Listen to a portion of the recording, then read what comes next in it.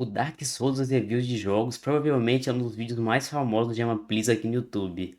Eu nunca cheguei a ver esse vídeo, mas ele é muito famoso, né? Todo mundo conhece ele. Inclusive tem uma relação meio estranha com Dark Souls, né? Mas depois eu falo disso porque esse vídeo aqui vai ser meio grande, então bora pro react. 1987 foi lançado Vídeo pela original na Konami, um descrição, hein? joguinho que Quem talvez nunca você viu, deixa conheça o por like lá no nome, canal se do você João tiver mais de Cris. 15, 20 anos e curtir jogos, que é o Contra. Principalmente aqui no Brasil, diversos consoles cagados que a gente tinha, como Dynavision e outros tipos de console como Polystation, que eram todos cópias do NES, o videogame da Nintendo, todos costumavam vir com uma cópia de Contra. E é um jogo legalzinho, bonito pra época que foi lançado, é divertido, blá blá blá. Posso ficar falando aqui horas sobre o que tem de legal do Contra, mas o que eu realmente quero falar pra vocês e que tem a ver com o nosso assunto de hoje é: esse jogo é difícil pra caramba. Tomara que a Júlia seja muito feliz com a escolha dela.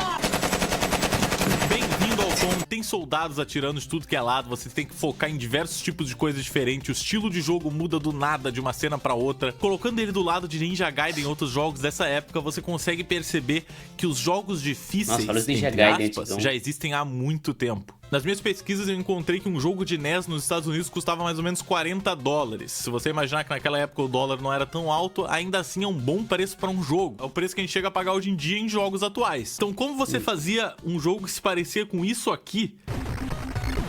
Alien Penis. Vale cada centavo que retiraram do teu bolso. Ou da tua carteira, se tiver carteira. Era impossível tu fazer um jogo que durasse 12 horas de gameplay se não fosse só porque tu demorou muito pra passar dele. E é exatamente isso que eles faziam. Aí eles marketavam pra crianças de 10 anos ou até menos jogos super difícil, difíceis. Os pais compravam mais, pra né? elas, que elas ficavam tentando ganhar morrendo e morrendo e morrendo e morrendo, até que uma hora tu te tornasse um expert nesse jogo e conseguisse finalmente ganhar ele. Fazendo parecer que um jogo de 2 horas ou às vezes até de 15 minutos de duração, que é o tempo razoável de uma speedrun de Ninja Gaiden. Tá bom que eu sei que ninguém aqui vai conseguir fazer uma speedrun de Ninja Gaiden assim tão fácil. Parecesse a campanha do GTA 6 de tantas horas que tu colocou nela. E assim tu fazia um jogo se valorizar, pelo tempo Nessa que tu época não demorou tinha pra GTA 6 terminar ele. anunciado, Mas não né? eram Hoje em dia já jogos tem. marketados pra ser só pro público hardcore. Eram jogos que todo mundo comprava e jogava e gostava na época. Mas o que aconteceu é que desde aquela época, nenhum outro jogo foi referido como o Contra dos jogos de corrida, o Contra dos jogos de dança, o Contra dos jogos de tênis, o Contra dos jogos de pênis, o Contra das pizzarias.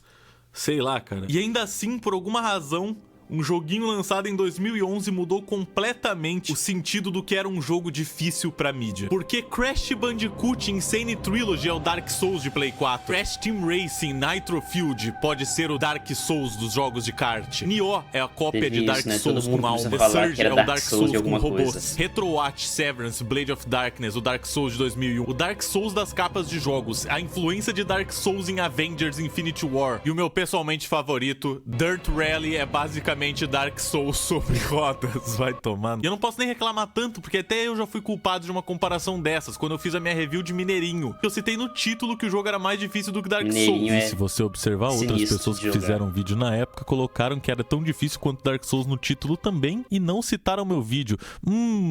Que suspeito! Mas basicamente até 2017, se o seu jogo era difícil, um jornalista ia lá e ia dizer que era praticamente Dark Souls. Mas o que afinal é Dark Souls? O Dark Souls 1, ou Dark Souls só, foi lançado em 2011. Só que ele não é o primeiro Soulsborne que foi feito pela empresa Primeiro From é Software. O primeiro sendo Souls, o né? Demon Souls, que foi lançado em 2009 pra PlayStation 3. Demon Souls era basicamente o Dark Souls 1 com Feioso, algumas hein? outras mecânicas e um pouquinho mais feio, vamos ser sinceros. Muito mais feio. Eu não pesquisei muito sobre Demon Souls, eu não joguei muito Demon Souls porque eu não tive a chance ainda direito, porque eu não tenho PlayStation 3, mas eu pretendo aí em algum dia no futuro realmente sentar e tentar jogar um pouquinho pra descobrir as diferenças reais que o jogo tem em comparação com Dark Souls 1, 2 e 3. Mas eu só falei dele pra explicar pra vocês que essa é uma saga que já existia antes, já existia em 2009, mas ninguém dizia que o Sandy Jr. Aventura Virtual era o Demon Souls dos jogos de espionagem. Então o que tinha de especial na série Dark Souls em questão que fazia ele parecer ser o jogo mais complexo do mundo? E agora que muitos de vocês não vão concordar comigo, mas a única coisa que fazia Dark Souls parecer mais difícil do que os outros jogos era o hype. Jogos difíceis existem 1 trilhão de anos. O próprio Demon's Souls é extremamente difícil. Só que a partir do Dark Souls 1 foi quando a série começou a ficar muito conhecida. E quando algo é conhecido, a gente começa a ver pessoas jogando aquele jogo e gravando pra internet. My friend played it and he told me that it was just like the most difficult game he's ever played in his life. A gente começa a ver jornalistas de internet tentando jogar um jogo e não conseguindo passar nem do tutorial,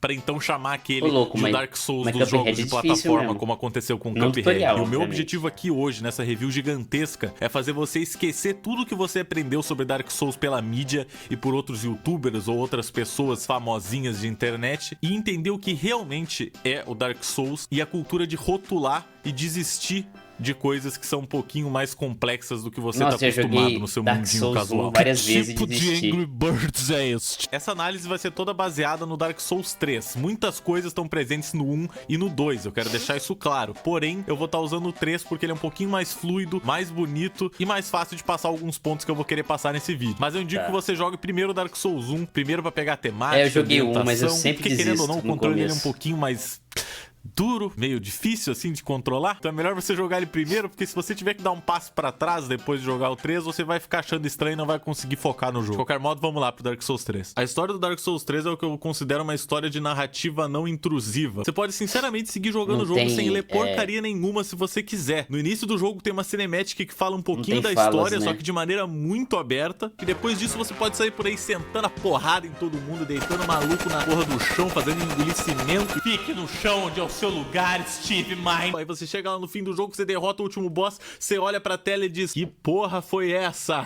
Qual foi a razão? Pra todos os meus crimes eu matei pessoas e eu não me conheço. Por exemplo, parte da lore ou parte da história, como você preferir, tá dentro dos itens do jogo, que é uma coisa muito surreal. Mas dentro de alguns equipamentos ou coisas diferentes, você consegue encontrar explicações de alguma situação que aconteceu e isso forma partes da história. E justamente por causa disso é uma história muito complexa de você conseguir colocar em palavras o que significa, porque existem muitos buracos que cabem só a teorias. E é uma história tão profunda e tão épica que eu vou dizer pra vocês que vale até mais a pena do que ver certos filmes que eu já perdi o tempo na minha vida, tipo Todo Mundo Tem a Gêmea que Merece, do Adam Sandler. Esse filme Eu preferia ter visto uns 5 Dark Souls ao invés de ver isso, mas tudo bem. No Dark Souls 3, o nosso objetivo é encontrar os 5 Lords das Cinzas e colocar cada um deles de volta no seu troninho no Santuário do Elo de Fogo. E assim a gente pode ligar ou acender a chama mais uma vez. O personagem principal é o que a gente chama de Unkindled, que é tipo um não aceso, é um tipo de morto. Ou no meu caso, eu chamo ele de Ronaldinho Soccer. E dizem que os Unkindled são o que restou de guerreiros mortos-vivos que falharam em acender a chama e assim acabaram queimando e virando cinzas. Só que tem uma diferença entre as cinzas dos Lords e as cinzas que a gente é no jogo. A gente é basicamente a plebe, a cinza cagada. Nós somos Ashes, cinzas que vêm normalmente de material como madeira, uma cinza mais fraca. E os Lords são cinzas consideradas Cinder, que são cinzas de material mais concreto, talvez indicando aí que os Lords, ao acender as chamas, cada um deles não teve o corpo completamente perdido nesse feito. 5 Lords da Cinza são Ludleth, o Exilado, Odrich, o Santo das Profundezas, os Abyss Watchers, Yorm, o Gigante e o Divino Rei Lothric, a última esperança de sua linhagem. Como vocês provavelmente perceberam, já é difícil de vocês entenderem o que eu tô falando. O que é a primeira chama? O que tudo isso significa? Sinceramente, nesse vídeo eu não vou poder me aprofundar nisso, porque senão a gente vai passar o vídeo inteiro aqui falando sobre a história do jogo, é algo que eu raramente faço, mas basicamente essa primeira chama é algo que é necessário pra manter rolando a Era do... Tá pegando fogo, bicho! E se a gente não acender ela, vem então a Era da Escuridão. E aí, meu amigo, a coisa fica tensa. Por sorte, o jogo já começa com um dos Lords se entregando pra ti, que é o Ludleth. Talvez porque ele tá velho e não tem metade do corpo. Não parece muito bem que ele conseguiria lutar contra a gente. Mas ele já tá entregue de braços abertos. E é só a gente conseguir pegar os outros 4 Lords das Cinzas. Só que pra conseguir que os outros sentem nos troninhos deles, a gente tem que passar por uma aventura incrivelmente longa e complexa. Dark Souls 3 é o que se chama de Action RPG, que é um RPG de ação. Ou seja, diferente de outros RPGs que você tem que ficar parado esperando o seu turno pra atacar, aqui as batalhas acontecem em tempo real. E quão tempo real, hein, rapaziada? Ai, ai, ai. Tá bom. Que isso? Mas antes de falar isso, eu quero falar um pouquinho do ambiente em que a gente tá. Dark Souls é quase como a vida. Você sai por aí, você apanha pra caramba, você aprende como derrotar os obstáculos da vida, e no meio dessas batalhas complexas tem momentos de felicidade em que você só para e olha pra uma paisagem linda. Eu não conheço uma pessoa que não parou na varanda quando viu a distância Irithil of the Boreal Valley, e as lendas dizem que se você vê essa cidade, ela vira instantaneamente o seu background do Windows 10. E um diferencial interessante que eu acho na exploração do Dark Souls, no sentimento de você tá indo numa aventura, é que enquanto você tá passando por esses locais, você consegue ver na distância os locais que você vai ir e os locais pelos quais você já passou. Um exemplo disso é quando no começo do jogo você consegue ver uma das chamas que você vai ter que apagar indo num poço desgraçado de veneno. Nossa, como eu detesto esse lugar. Só deixa chegar ali, Só aqui, ó. Viu? Ele mandou um desses Sparta e deu um chute. Não, sério, Farum Keep é literalmente um poço de mágoas, de tristeza, e tu tem que encontrar as porcaria das 3 chamas enquanto tu tá andando Pior por que ali, todos seus sendo likes, perseguido essas por um cara partes que tem gigante, veneno não é é legal. terrível. Amigo, E A aí, cara vai dele. convidar pro chá de bebê não, pô? sai, porra, sai. Já é, beleza, firmeza. Mas tá, tô de volta, hein? De qualquer forma, nesse poço de bosta venenosa, tem 3 chamas que você tem que apagar. E você consegue ver essas chamas no começo do jogo, em um outro mapa que você tá em cima de uma ponte e olha pra baixo. E a comprovação mais clara ainda de que você tá no mesmo lugar é que você consegue ver através da ponte um lugar que você vai chegar depois. Você consegue ver os itens lá do outro lado, mesmo você sabendo que não tem como você ir pra lá agora. E sabe esses Isso é itens que eu legal. acabei de mostrar? Se você tá dentro do poço, você vai encontrar uma escadinha meio secreta assim de canto, e subindo essa escada você encontra um fire secreto. O lobo de Farum, que você pode entrar no clã dele. E subindo o elevador tem não só um boss opcional do jogo. Toma um almoço aí na tua cara.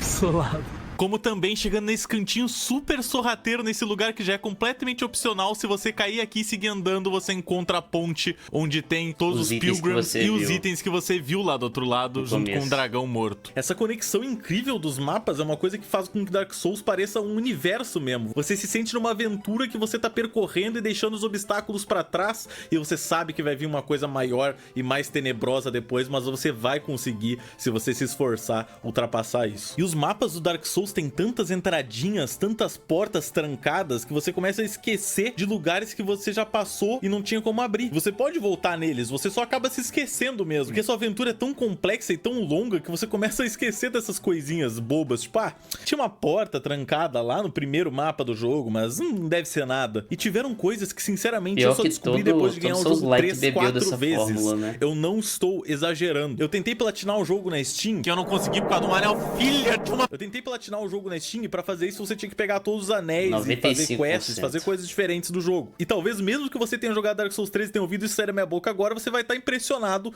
que tem quests no jogo. Sim, Dark Souls 3 tem quests. Elas não são quests intrusivas como em outros jogos, que fica aparecendo a porcaria da quest ali do lado, dizendo você precisa pegar 3 carnes de porco, de 3 porcos do mal, da fazenda de sei lá quem, e me trazer de volta para receber uma recompensa em forma de dólares. Não, isso aqui não é Ragnarok, isso aqui não é qualquer... Gema, please, você falou merda. Ragnarok É o bife. quase não tem quest. Um exemplo melhor é o World of Warcraft, cara. Mama, Isso aqui é uma aventura super ampla que eu tive que literalmente ler tutoriais de como achar e fazer as quests. Você sabia que dá pra se casar? No Dark Souls 3 dá pra se casar? Eu vou colocar uma imagem aqui pra você ver a quantidade de coisas que você tem que fazer. E eu já vou deixar claro que se você fizer uma dessas coisas errado, você perdeu essa jogatina inteira. Você vai ter que fazer outro New Game Plus, que significa ganhar todos os bichos mais difíceis do que eles eram antes, pra poder resetar o jogo, e eles vão ficar mais difíceis ainda. Tudo pra você chegar nessa parte de novo e ter que seguir fazendo essa quest que você nem ao menos sabe exatamente o que você tá fazendo. O jogo não te explica essas coisas, você tem que descobrir tudo por si só, que é uma coisa muito legal. É tudo que me por lembra você, muito da época que ele a gente não só te dá tinha, nada- tipo, uma revistinha com um detonado e era obrigado a É, jogar as revistinha coisas de através detonado. daquilo. É assim que eu me sentia jogando Dark Souls. Eu tinha que seguir um texto na internet pra conseguir descobrir como fazer uma coisa, porque senão eu ia literalmente Porque o jogo demorar não te fala nada. 72 anos procurando. Não, é sério, vocês não estão entendendo a quantidade de coisa que vocês têm que fazer. Vocês têm que conversar com ela a primeira vez que vocês encontram ela e o amigo dela. Depois vocês têm que encontrar com ela no Firelink Shrine e conversar com ela de novo. Depois vocês têm que encontrar ela nas catacumbas, num lugar super foda-se que você nunca iria passar assim observando. Aí você tem que quebrar uma ponte nas catacumbas pra revelar que ela se torna uma escada, e com essa escada você desce e descobre um mapa todo novo, onde você mata o amigo dela que agora tá amaldiçoado.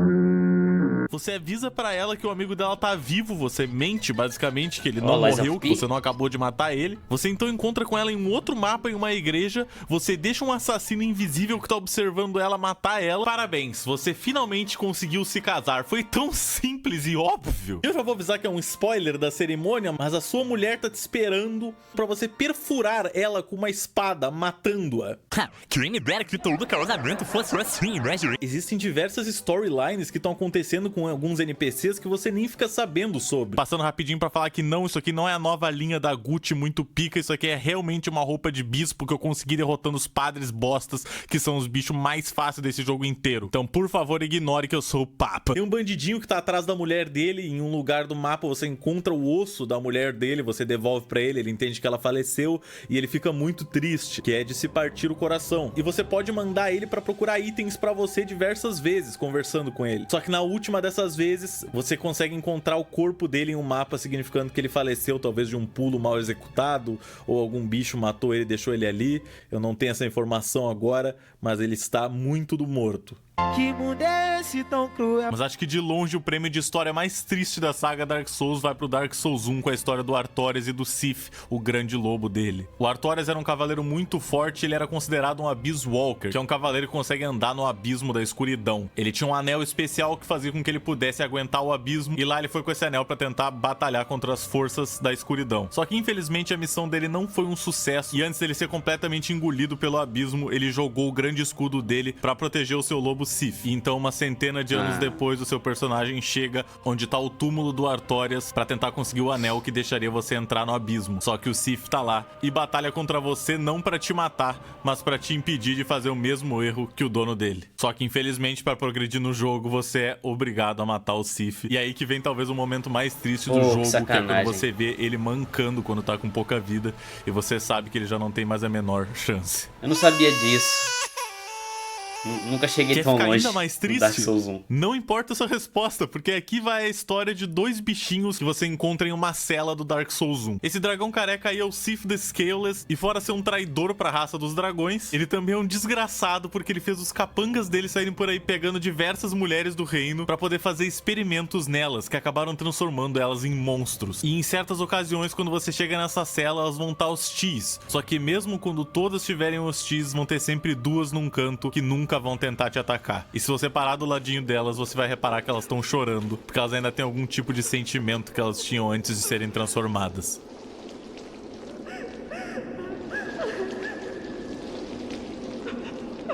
O que é isso no seu rosto? Uma lágrima? Você não é hardcore o suficiente, por favor, se retire desse recinto. Mas sério, vamos voltar pro Dark Souls 3 antes que alguém chore aqui. E acredite se quiser, teve um NPC que eu só descobri que existia na terceira vez que eu joguei o jogo inteiro, quando eu cheguei nesse lugar e percebi que tinham diversos personagens. Só que um deles secretamente conversava com você, e você conversando com ele, ele se aliava a você e ia pro Santuário do Elo de Fogo. E se você conversa com ele lá, ele te propõe um esquema pra você subir de níveis, valendo até 5 níveis. Toda vez que você morre de 5 em 5 vezes, algo assim, você pode voltar e conversar com ele e ele vai te subir um nível. E levando em consideração que no Dark Souls é muito fácil de morrer,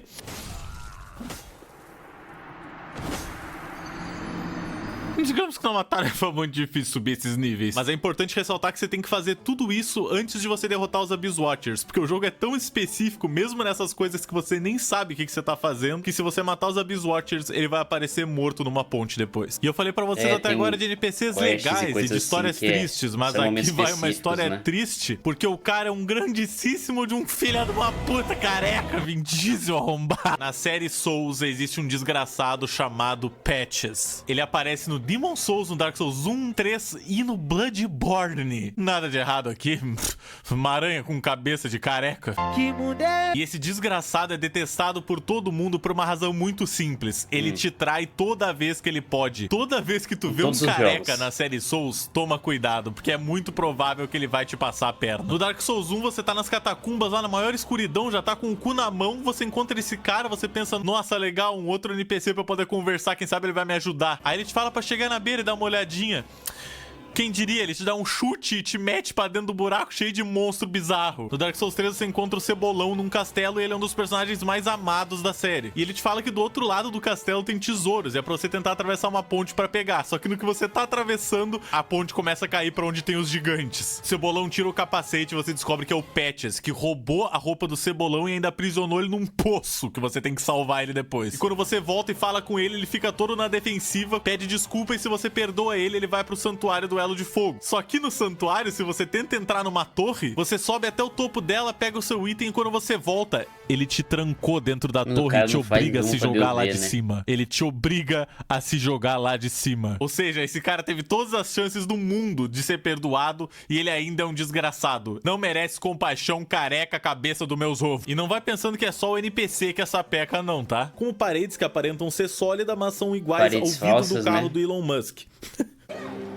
Oh my fucking God. E atravessando essas paredes, normalmente você tem algum outro item, ou você tem outra sala que você pode atravessar outra parede, porque ninguém ia imaginar que dentro de uma sala com uma parede invisível ia ter outra parede invisível. O caso mais bizarro disso pra mim é no DLC do Dark Souls, que tu quebra uma parede, aí tu pode quebrar outra, e aí tu pode quebrar outra. São 3 paredes secretas seguidas, ninguém nunca ia suspeitar. Mas esse é Dark Souls, a sacanagem dentro da sacanagem, é o sacanagem-ception. E uma coisa normal na série Dark Souls é os players deixarem mensagens pra ajudar a gameplay dos outros, tipo dicas e outras coisas. Só que muitas vezes você lê uma mensagem que tem uma parede ilusória na sua frente, você tenta acertar ela e nada acontece porque você caiu numa trollagem. Mostrando que no Dark Souls você tem que se preocupar não só com a porcaria do jogo te trollando, como os próprios players. É tão divertido participar dessa comunidade trolladora que uma mensagem fake tinha 1931 likes. Inclusive, Dark Souls é um dos poucos tipos de jogos que você tem que ver um baú e pensar, nossa, encontrei um segredo. Que legal! Pode ser você vai abrir mímico, ele, né? Você é comido vivo por um Mimic, que são nada mais nada menos do que monstros com cabeça de baú, com habilidades muito suspeitas de capoeira. E como o canal Gema Please também é cultura, agora vai aí um guia muito simples e prático de como descobrir se uma coisa é um baú ou um Mimic. Se eu voltar a jogar Dark Souls, a primeira e mais óbvia dica é você bater no baú antes de abrir ele, que se for um Mimic você vai descobrir da maneira mais rápida possível.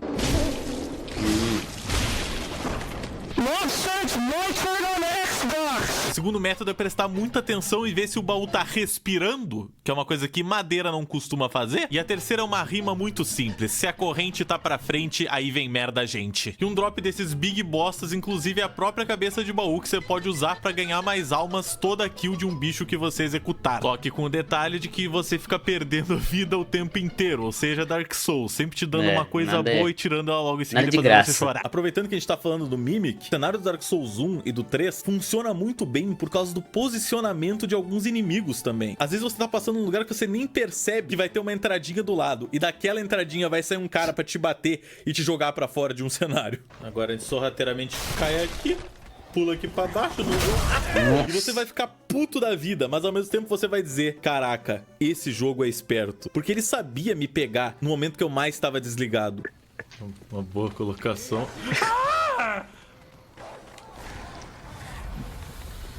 Vem o merda.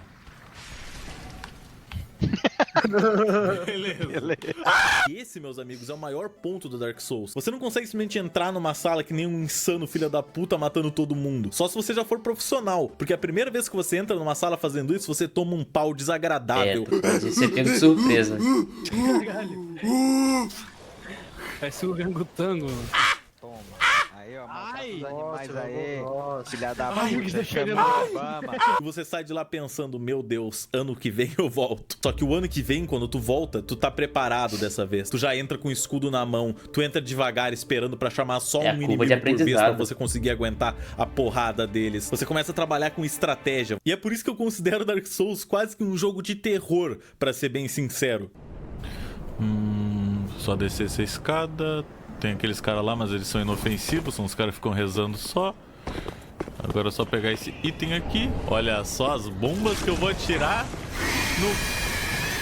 Que isso? Oh, shit. Here we go again. Beleza, ele se transformou num bicho com tentáculos bizarros da escuridão 4D que ficou entrando dentro de si mesmo, cuspindo fumaça e morte. Porque você atravessa uma parede secreta e você pensa que você é muito esperto e que vai ter um item lá dentro. Mas não, tem um inimigo de gelo insano, pronto pra te fatiar em 1000 pedaços. Inclusive, pra quem quer saber um hack de como matar esse bicho muito fácil, quando tu encontra ele a primeira vez perto de Faron Keep, é só tu atrair ele aqui pelo caminho dessa escada, quando ele quer vir e não tá sendo desagradável. Mano, eu acho que ele tá quebrado. Então. Mano. Mano. Foi embora. E aí, mano? Mano. Opa. E aí? Opa. E aí? Você sobe o elevador e ele normalmente vai cair no buraco do elevador. Dark Souls 0 intelectuais 1. Você começa a ter que ter cuidado, tanto visual quanto sonoro. Você tem que parar pra ouvir se não tem pegadas acontecendo atrás de você, porque às vezes cai um anão, filha da puta, do teto com uma espada 2 vezes o tamanho dele e te espanca, te cola no chão. E não é só com os anãozinhos do capeta que você tem que se preocupar, não, meu amigo. Todo mapa tem um posicionamento de inimigo que é muito safado, ou alguma coisa que você nunca imagina que aconteceria. Tipo essas gaiolas cheias de perna, parece um Fatality do Mortal Kombat, que você passa por várias delas sem que nada aconteça e você admite que elas são um cenário. Aí você vai pegar um item... Ou que tal esse morto-vivo escondido atrás de umas caixinhas, como se fosse aquele seu gato esperando pra te assustar no meio da noite? E tem alguns bichos que, mesmo eles sendo inocentes, eles ainda te assustam no meio da noite, no meio do dia e em qualquer momento que você tem que encarar no olho dele. Acha que ele vai sair desse armário pra te assustar? Puxa vida, como é que eu vou te explicar? Não tem nada.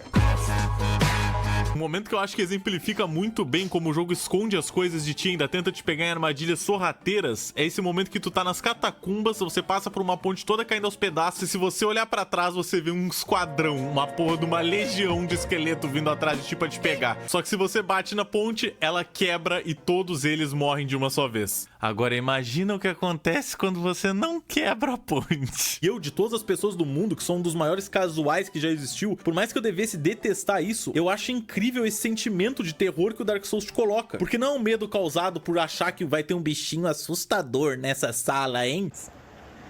Oh my God! É o medo de você falecer e ter que voltar todo um pedaço do jogo se você não salvou. Os saves do Dark Souls são sentar nessas fogueiras. Dark Souls 3 peca um pouquinho nesse aspecto porque ele tem fogueiras em todo o canto. Tem uma vez que chega a ser ridículo, porque tem uma fogueira, você abre uma porta e tem outra fogueira. Do outro lado da porta tem outra fogueira. Não tem por que ter 2 fogueiras, mas tudo bem. Enquanto Dark Souls 1 você vai adentrando um universo escuro e mortal, achando uma porcaria de fogueira a cada 1 hora, no Dark Souls 3 você tá andando casualmente e daqui a pouco cai uma fogueira diante do teu rabo. Mas claro que pra você chegar numa fogueira, você tem que jogar um pouquinho aceitavelmente. Isso já faz com que você tenha que se tornar cada vez mais experiente na série Souls, pra você conseguir chegar tranquilamente num save desses. Até porque se fosse tão fácil assim pegar saves no Dark Souls 3, não ia ter tanta gente reclamando que o jogo é impossível. Vambora! Ai! Vambora!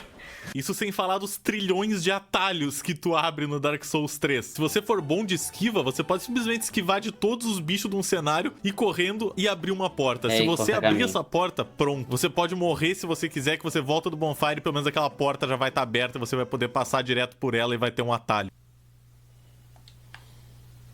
É sério, o jogo só fica cuspindo atalho na tua cara o tempo inteiro. O bagulho parece uma corrida do Dick Vigarista. Ó, um atalho lá, um atalho aqui. Porra, quer mais?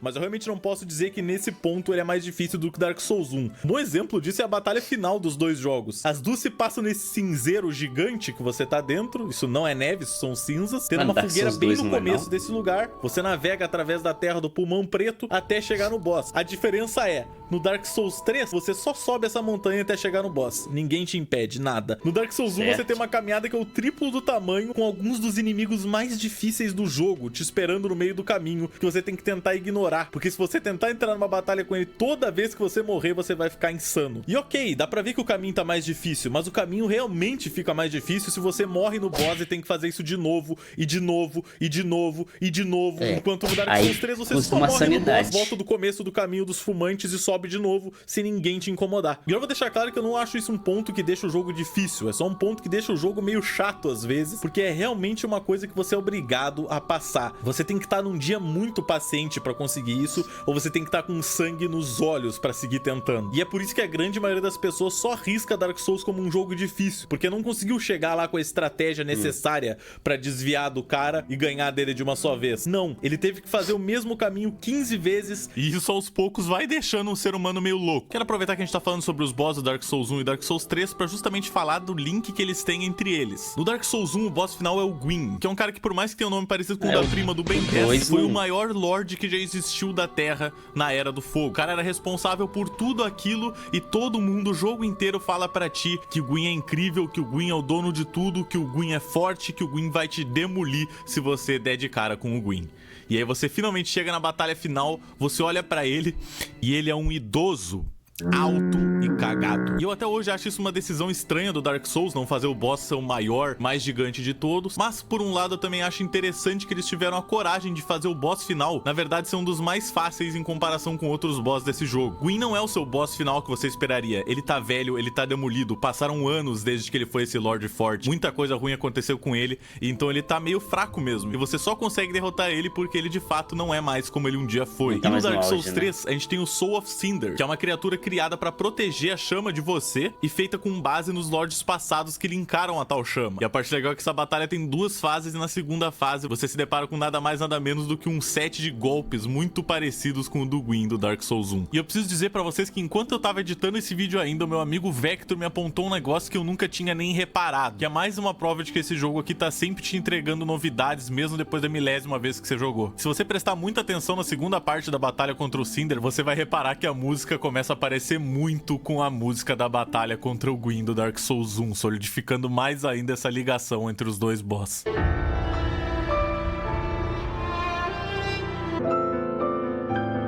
É mesmo? Mas eu falei de tudo isso pra provar pra vocês que que o essa jogo música não é famosa, se a importa música em do lançar Gwyn. pra vocês uma última batalha que não vai ser tão épica quanto você imaginou o jogo inteiro. É uma batalha contra uma criatura que é mais um obstáculo no seu caminho pra poder linkar ou não a chama. E mesmo assim existem pessoas que pregam até hoje que Dark Souls tinha que ter um controle de dificuldade. E eu acho isso uma das coisas mais estúpidas que já poderiam ter sido ditas na face da Terra. O argumento é que todo mundo deveria poder jogar um jogo. Só que o argumento já tá certo. Todo mundo pode jogar um jogo. Só não quer dizer que você vai ser bom nesse jogo. Eu podia jogar futebol americano se eu quisesse, mas eu ia tomar um monte de porrada. E eu ia demorar anos pra aprender a jogar direito se eu conseguisse algum dia, porque eu não tenho esse nível de coordenação. E a mesma coisa se transcreve pros jogos. Você não tem que fazer um jogo ter a dificuldade fácil e a dificuldade difícil. Você tem que fazer com que o player saiba que ele tem uma aventura pela frente e que a aventura se baseia só em quão bom o player vai ficar no jogo e não se o jogo é impossível. E eu tenho um ótimo exemplo pra isso que fica bem no comecinho do jogo. Quando você inicia, você tá meio que numa fase de tutorial. O jogo tá te mostrando os bichinhos fáceis que você vai batendo e eles vão morrendo muito fácil. Você mal precisa tentar pra matar esses bichos aqui. Só que aí você já tá começando a tentar explorar uns cantinhos ali que você não deveria e em 2 minutos que você começou, você tem a escolha de seguir reto ou ir pra direita. E se você escolher ir pra direita, meu amigo, você se depara com isso. É aí que entra o valor de um bom game design, porque você repara que esse bicho é tão, mas tão mais forte do que os outros que não é possível que você tenha que matar ele agora. Você pode matar ele naquele momento, mas só se você já tiver algum conhecimento sobre como funciona o jogo. Então você, como iniciante, coloca o rabo entre as pernas e sai correndo de medo do bicho gigante. Só que, alguns mapas pra frente, você se reencontra com esse bicho em outro lugar. E aí você já tá muito mais forte, você senta a porrada nele e você se sente muito melhor consigo mesmo. Porque você aprendeu a jogar, você melhorou suas habilidades e agora você é capaz de acabar com um obstáculo que você nunca acreditou que conseguiria no começo do jogo. Se o seu jogo não é literalmente impossível, tem pessoas que ganham ele, quer dizer que tá certo já tá bem feito. Você não precisa deixar esse jogo mais fácil. Os players que precisam sentar a bunda deles e tentar, tentar realmente ganhar essa porcaria desse obstáculo. E eu falo isso como uma pessoa que ganhou tanto Dark Souls 1 quanto Dark Souls 3. No Dark Souls 1 eu consegui ganhar de todos os boss, exceto um sem ajuda, porque até hoje é o único boss que eu tenho dificuldade, que são esses dois malditos aqui, que são literalmente uma das coisas mais difíceis que já aconteceu na história dos jogos, a.k.a. o gordo e o magro, a.k.a. Drake e Josh, a.k.a. Kenan e Kel, a.k.a. Leandro Hassum e o... não sei o nome do outro cara. Leandro Hassum gordo, saudades. E essa ajuda que eu me refiro é que você pode pedir ajuda pra outros players que estão jogando. Eles colocam um selo na volta de uma porta de boss, você chama eles e vocês jogam juntos contra aquele boss. Então você pode fazer isso até com amigos seus no Dark Souls 3. Então se você quer um regulador de dificuldade, ou se você tá ficando puto com um boss, esse é um jeito que é legítimo do jogo, que eles colocaram no jogo, de você conseguir passar daquele boss e seguir a sua aventura. Você pode chamar um amigo seu pra jogar com você. Vai fazer o quê com isso aí? Você ganha daquele boss. E acabou, você segue a sua jornada. Tem muitos jogadores de Dark Souls que vai obviamente reclamar disso, e esses jogadores de Dark Souls hardcore pensam que você tem que jogar tudo sozinho e das piores formas possíveis pra você poder se considerar um verdadeiro vencedor. Mas não, cara, é um jogo pra se divertir. De olhos fechados, quero ver você ganhar ele com um bongo do Donkey Kong. E vai tomar. E definitivamente chamar um amigo seu uma vez pra participar de um boss não vai deixar o jogo inteiro mais fácil. What the fuck are you doing there? Oh! Até porque o seu amigo e você ainda tem que chegar até esse boss, que não é necessariamente uma coisa fácil. Só que como eu já citei antes, o Dark Souls não é um jogo que te dá uma coisa boa sem te dar uma coisa ruim em troca. Então se você tá jogando no modo online pra poder chamar outros fantasmas pra te ajudarem, pode crer que vão ter fantasmas que vão te invadir pra te matar. Grande parte dos mapas do jogo não são tão complexos de você achar o seu caminho quando é a segunda, terceira vez que você tá jogando. Só que da primeira vez, quando você entra no mapa, você às vezes passa até 1 hora perambulando por ele até achar a saída. Então quando você tá quase chegando no fim de um dos mapas mais complexos pra um jogador de primeira instância, e você é invadido por um cara com um nome completamente estúpido. Eu fui invadido pelo Hello There, velho. Que te senta porrada e te joga num buraco, fazendo você perder todas as suas almas e ter que voltar desde a última fogueira.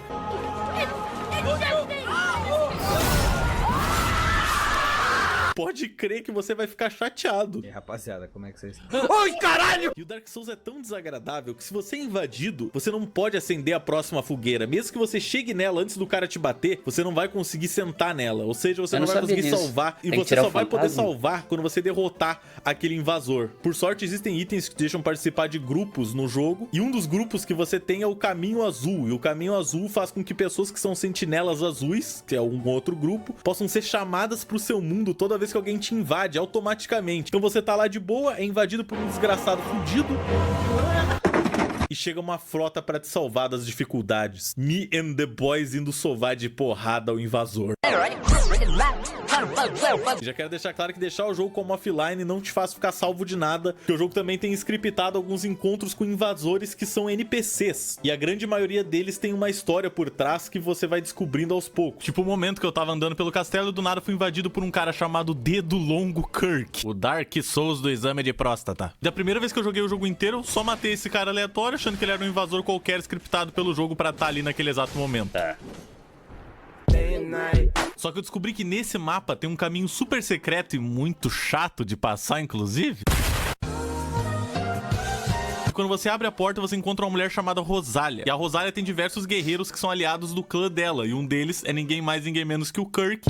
E depois que você mata ele, o equipamento todo dele aparece nessa sala. E essa mulher desgraçada, mesmo estando escondida numa sala super complicada de chegar, que eu só descobri da segunda vez que eu joguei, pode resetar todos os seus atributos. Então ela é muito útil. É sério, se você completar Dark Souls uma vez, eu recomendo muito que você leia sobre as quests e tente fazer uma outra jogatina tentando completar ela. Porque você vai pra lugares do mapa que você nunca explorou antes. E você fica, que porra é essa? Como eu não vi isso? E Dark Souls é incrível porque ele é um jogo que não tem medo de não te mostrar um cenário inteiro se você não quiser. Por exemplo, no Dark Souls 1 tem uma pintura que você pode entrar. Quando você entra nela, tem um mundo inteiro lá dentro com um boss que você não ia nem imaginar que existe se você tivesse só jogado de cabo a rabo o jogo sem analisar nenhum dos lugares. E eu acho isso muito legal, a ideia de fazer um lugar ser secreto, mesmo você tendo colocado milhões de horas de trabalho naquele lugar. Várias pessoas vão passar reto, sem nem saberem que aquilo existe. Que me lembra muito do Castlevania Symphony of the Night, que é um dos meus jogos favoritos de todos os tempos, que se você derrota um personagem de um jeito, o jogo acaba ali, na metade do jogo. E se você descobre a verdade, que tem um bicho controlando ele, você quebra esse bicho, você revela que você tá recém na metade do jogo, e tem um castelo inteiro invertido em cima de você, pra você explorar, com praticamente todos os monstros sendo diferentes dos que você já viu. Então, em termos de exploração, de sentir que você tá cada vez adentrando mais um universo desconhecido, ficar com medo de entrar numa sala porque você não sabe o que vai acontecer, talvez vai cair uma aranha peluda gigante do teto. Ô, nojeira. ou talvez não vai acontecer nada, talvez seja só um canto que não tem absolutamente nada, mas parece muito que vai acontecer alguma coisa. Ou você vai estar quase chegando numa porta e um dragão gigante vai pousar e começar a cuspir fogo em todo mundo.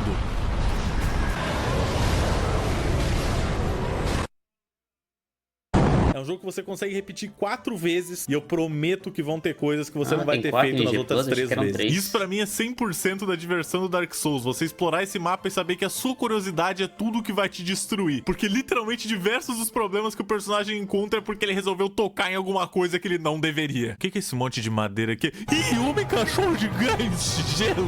O que será que é essa estátua aqui com lugar pra colocar? Ih, dançarino vento safado absurdo com 2 facas gigantes. O que é esse cálice com uma literal caveira? Não acredito, todo mundo com uma caveira gigante, brother. Acho que vocês já entenderam o que eu tô falando. Tem uma coisa muito incrível que eu descobri só na última vez que eu joguei o Dark Souls, porque eu parei pra realmente analisar o que eu tava olhando. O inimigo mais bugado de longe do Dark Souls são esses cachorros zumbi. Alô?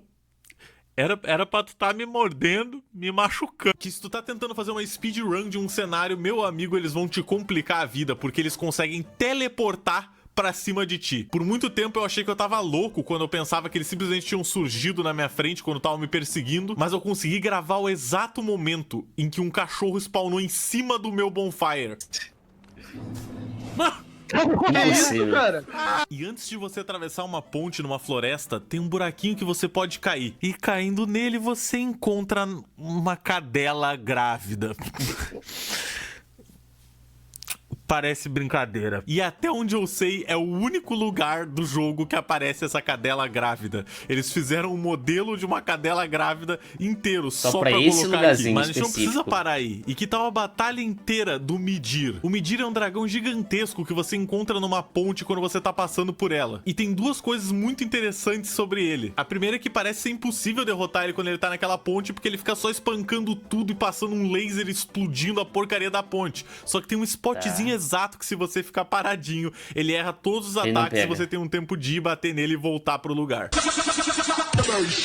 E depois de 5 minutos batendo na besta colossal, ele cai machucado. E você pensa que acabou por aí, né? Porque, porra, já é mais segredo do que eu imaginava. Só que seguindo um pouco adiante, você encontra um elevador. E olhando com cuidado, você percebe que tem um buraco na parede enquanto esse elevador tá subindo. Então você pula nesse buraco em movimento no elevador, cai num corredor que se você seguir dá numa sala, e aí você pensa que acabou o caminho, mas não. Você rola contra uma estátua, ela desaparece abrindo o caminho, que você chega, desce uma escada gigantesca e vai ter um buraco onde você pula e cai por milhões de andares em uma batalha contra um dos bichos mais difíceis do jogo.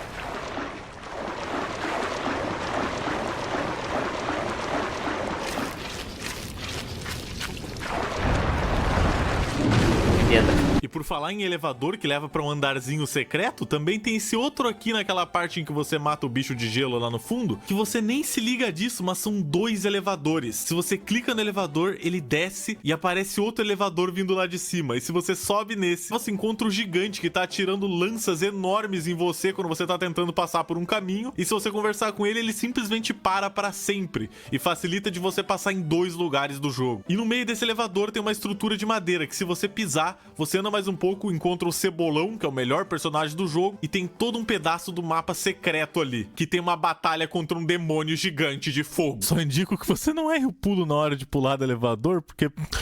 Mas também você matou ele, ganhou XP, ganhou nível. Beleza, digamos que de alguma forma você ainda acha que isso é tudo muito circunstancial, porque o Midir é um DLC, porque tal área é opcional, mas e se você quiser jogar de mago? Você sabia que um dos caras que vende magias pra você, que algumas são muito importantes, se encontra numa estrutura no meio do mato que é muito facilmente ignorável? Você percorre uns caminhos cheios de morto-vivo, sobe uma escada nada a ver, chega num canto da escada, entra num buraco, e tá lá o mago. E se você não tiver pelo menos 10 de inteligência, ele nem aceita ser seu amigo. Então você percorre tudo isso e porque você não viu o Rick and Morty 50 vezes, ele não te ama. Pelo amor de Deus, um dos 4 boss mais importantes do jogo é o Yorm, o gigante, e você não consegue matar ele com ataques normais.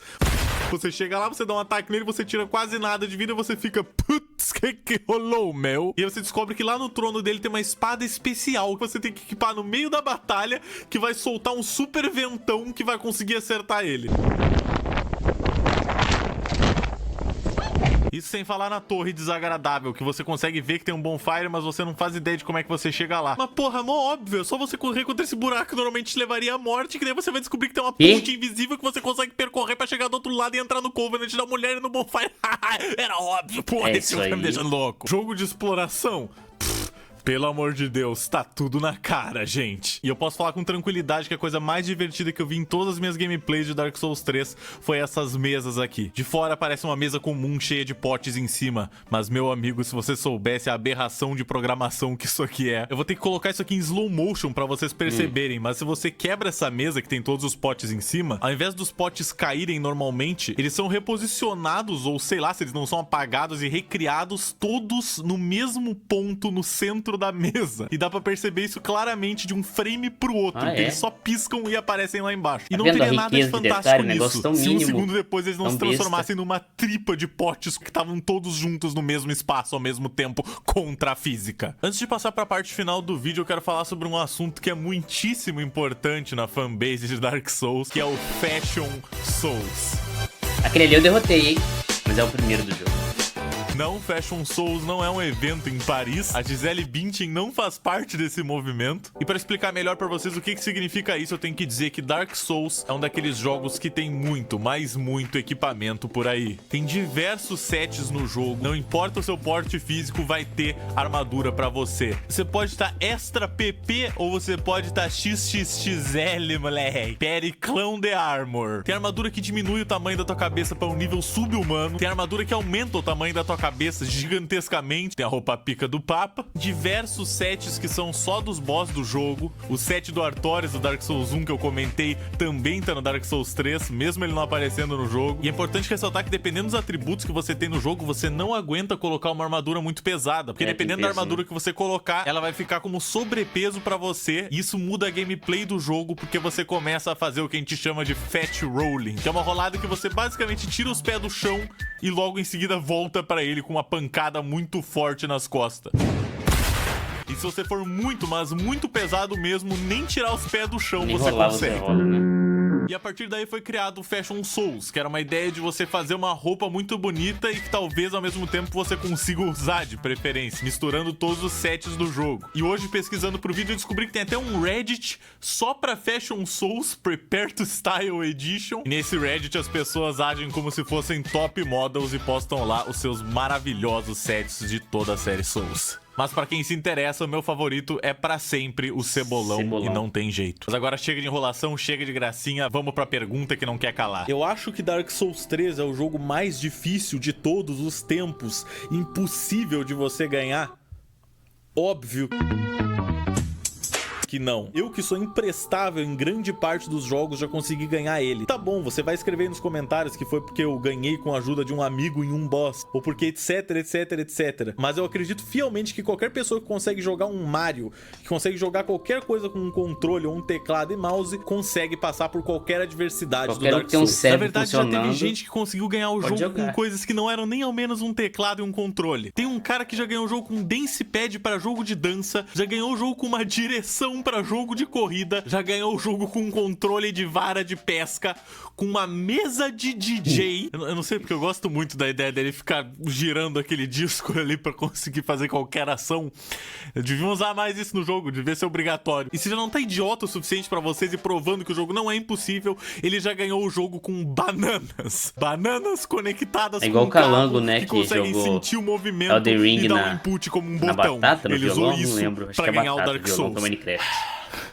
Bananas. Porque diferente do Dark Souls 2, que às vezes tem dificuldade baseada em quantidade, no Dark Souls 1 tinha uma batalha contra 2 gárgulas e era difícil. Então, se a gente colocasse 3, dinheiro. No Dark Souls 1 e no 3, tudo se baseia em timing e em estratégia. Em latim, estratégia. A estratégia tá pra todo lado nesse jogo, como por exemplo o jeito que eu expliquei pra vocês conseguirem matar muito facilmente o bicho de gelo, ou o jeito que eu expliquei pra vocês descobrirem facilmente se um baú é um mímico ou não. Tem diversos outros casos que eu posso usar de exemplo. Pouco antes de você entrar no poço desgraçado de veneno, você encontra 2 caras parados numa escada com 2 armas gigantescas. E por mais que normalmente um jogador comum teria alguma dificuldade de matar eles 2 ao mesmo tempo, escadas existem. É sério, é só você parar nessa escada bem no topo, eles vão ficar insanos e se jogar nesse buraco. E pra você que gosta de lâminas japonesas, por que não começar Dark Souls 3 com o melhor equipamento possível? Do lado de fora do Santuário do Elo de Fogo tem um inimigo que tem uma espada dessas. Só que pra derrotar ele é muito difícil, porque no começo do jogo a gente não tem nem força o suficiente. Então a gente faz o que todo homem honrado faria, não é mesmo? A gente reza para que ele caia no buraco no meio da batalha. Não dessa vez. Mas é isso, Dark Souls é todo feito de técnicas sapecas e estratégia. Quando um bicho vai te atacar, você puxa o escudo, você dá um parry nele, você pega um bicho por trás quando ele não tá esperando, você afunila os bichos pra uma porta pra eles poderem vir um de cada vez pra te bater. E a coisa mais importante, você rola. Você rola, você rola, você rola, você rola e você rola nesse jogo. Se tem um cara que tá sujo, é esse filho que ele rola na terra, ele rola na lama, ele rola no veneno, ele rola onde tiver que rolar, mas ele vai rolar pra sobreviver. Existe um boss do Dark Souls que é o perfeito exemplo como o jogo tenta te deixar completamente em estado de choque, a ponto de você não perceber os momentos que você tem que rolar pra fugir dos ataques, que é o Gael. Não tô falando do filho do Christian Figueiredo, tô falando desse morto-vivo satânico com uma espada gigante que já tá afastado há um tempo do seu período infante. E depois de você bater nele por um tempo, ele cai no chão e sangra em cima da espada, deixando a espada super amaldiçoada. O que, aliás, acontece toda hora nesse jogo. O bicho tá lá quase morrendo, do nada ele tira um molho maluco do cu, pinga na espada dele. Voilá, veja bem, minha espada se conta com o dobro da força. Os Abyss Watchers também fazem isso da espada, só que não são bem um exemplo, porque eles também ficam batendo em si mesmos. Mas vamos voltar a falar do Gael, porque ele fica tão maluco que em um ponto da batalha chega a chover raios, enquanto uma música épica fica cada vez mais e mais alta no teu ouvido, e ele solta combos que podem ser tanto de só 2 ataques como de 4 ou 5, e você nunca sabe quando que ele vai parar. Só que mesmo assim, mesmo com esse cara insano pulando pra todo lado,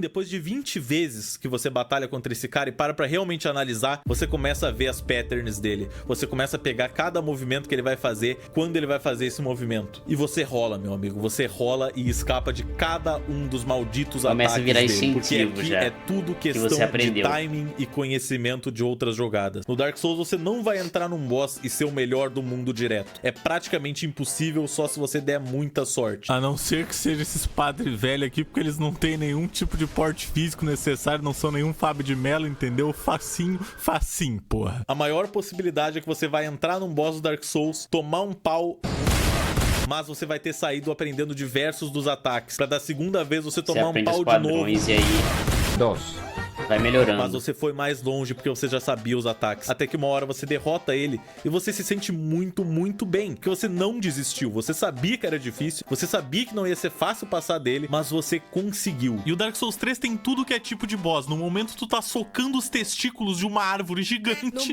No baile do pelo. Ela vai explodir meu ovo. E no outro tem uma dançarina gigante, meio fantasma do mal, girando com 2 espadas tentando arrancar tua cabeça fora.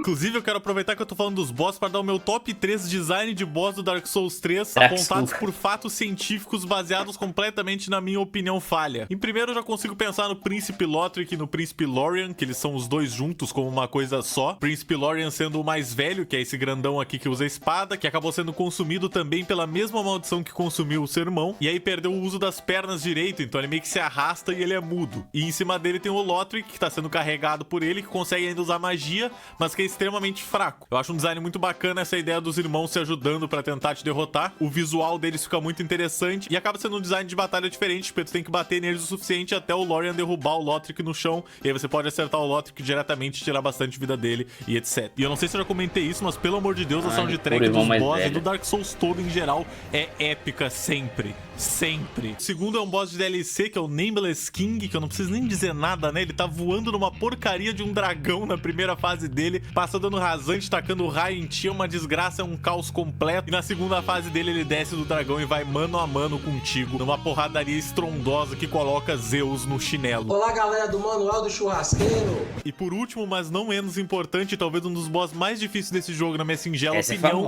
a irmã Frida, Sister Fried, não sei como é que se pronuncia isso exatamente. Você pensa que vai ser uma batalha normal até ela ficar invisível, saltitar por aí e te congelar com uma foice de gelo. E aí finalmente você consegue matar ela, vem um sorriso no seu rosto você pensa, nossa, eu consegui, eu não acredito que eu consegui. Só que o teu momento de felicidade é completamente cortado pelo papaizão gigante demônio jogando um balde de chamas no chão, deixando tudo pegando fogo. Ela então se levanta e vai contra ti, é o poder do gelo e o poder do fogo contra ti, um gigante tentando te esmigalhar com um baldão de ferro repleto de fogo. Mas de alguma forma, parabéns, você ganhou, você conseguiu derrotar um dos boss mais complexos desse jogo. Caramba, que momento você deve estar sentindo dentro de você, um sorriso. Só que você é interrompido, meu amigo, você não tem o direito de ficar feliz pela vitória que você acabou de ter, pois enquanto você está comemorando, atrás de você ela está se levantando, agora com o poder dos dois unidos, ela vira uma versão da Darth Vader, ela vai pro lado do Sith, ela vai pro lado da escuridão, e assim ela volta mais forte, agora com poder triplicado, quadruplicado, sei lá quantos dados, que te faz falar, meu Deus, oh shit, here we go again. E quero deixar uma super menção honrosa pro Champion Gundyr, não só porque a armadura dele é muito maneira, mas porque ele é o primeiro boss que você batalha no jogo,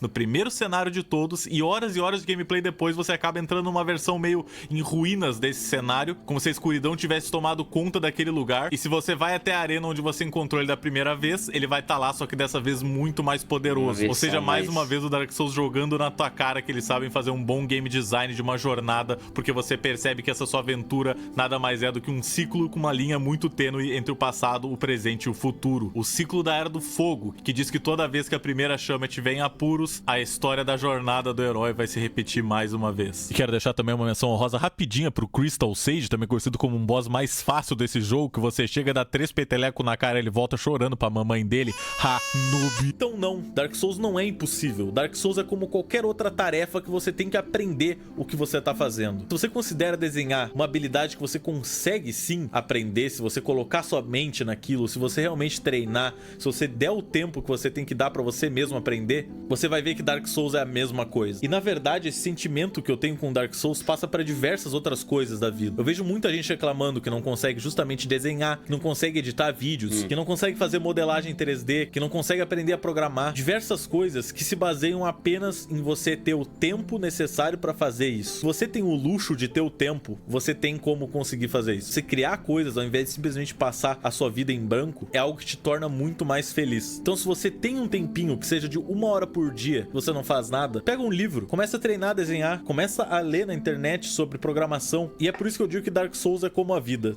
Tudo depende de você. Você vai sentar, você vai ir atrás de conseguir o que você quer e vai sair vitorioso do outro lado. E é por isso que eu considero Dark Souls 3 um dos melhores jogos que eu já joguei na minha vida e com certeza o meu jogo 3D favorito. Ele me proporcionou horas e horas e horas de exploração com diversos mistérios e coisas super legais de eu ver, e nem metade delas eu consegui mostrar aqui pra vocês, e nem queria, porque ia estragar a grande graça de jogar o jogo. E o motivo todo de eu tentar fazer esse vídeo era mostrar pra vocês que esse jogo é muito divertido e vale muito a pena você tentar embarcar nas suas próprias aventuras. Tendo dito tudo isso sobre o jogo, a única nota justa que eu podia dar pra ele é 0. Tem uma porcaria de um bug de textura num elevador aleatório. Pelo amor de Deus, From Software, nunca mais vou jogar nenhum jogo de vocês. Beijos! Quero agradecer a todo mundo que aguentou ver esse vídeo até aqui. Se você gostou, pelo amor de Deus, compartilha, porque isso aqui realmente deu muito trabalho. Eu acho que é só você olhar o tamanho desse vídeo que você vai reparar. Acho que ele não pensou que esse vídeo ia pegar uma dimensão tão grande, né? 7 milhões de views. E até a próxima. Bom, galera, esse foi o vídeo, né? Um dos grandes contribuições do Gemma Please aqui no YouTube, né? Vídeo muito legal e teve essa mensagem bacana no final, né? Tipo, de você tentar mesmo. Sabe, às vezes a gente acha que não consegue, que pode dar tudo errado, mas às vezes a gente tem que pelo menos se permitir tentar. Se permitir tentar e se permitir falhar também, porque é falhando que se aprende. Eu ainda vou jogar Dark Souls 1, eu vou terminar. Eu sempre começo, eu sempre paro, mas um dia eu vou terminar. Pior que eu já joguei outros Soulsborne, já joguei... Deixa eu ver, eu joguei Sekiro, mas não cheguei a terminar, mas eu joguei até uma boa parte, inclusive. Eu zerei o... É considerado um Souls-like também, né? Que é o Another Krabby's Treasure, que é o do caranguejo, né? É o famoso Dark Souls do caranguejo. E zerei também o Lies of P e a DLC do Lies of P, né? Que é o Dark Souls do Pinóquio. E são ótimos jogos, realmente são difíceis, né? Porque Souls-like é pra ser difícil. E eu me diverti pra caramba, mas eu ainda tenho essa pendência aí com Dark Souls. Talvez um dia resolva ela, talvez até no canal aqui trazendo pra vocês, né? Quando a gente voltar a fazer lives, a gente pode resolver essa pendência do Dark Souls. Todo mundo junto. Galera, esse foi o react de hoje. Um react especial, né? Um vídeo diferente. E é isso aí, muito obrigado a todo mundo que assistiu até aqui. Deixe seu like, se inscreva no canal, patrocine algum react se gostaria de ver por aqui. Muito obrigado, fica de olho aí nos próximos lançamentos do canal, né? Ativa o sininho, porque sempre aqui sai react, sai outros vídeos também diferentes. E é isso, muito obrigado e até o próximo Autista Geek. Tchau, tchau. Lembrando que a gente tá quase chegando em 500 inscritos, hein? Então se você não se inscreveu ainda, se inscreve no canal pra gente chegar nesse número marcante. Agora sim, muito obrigado e até a próxima. Tchau, tchau.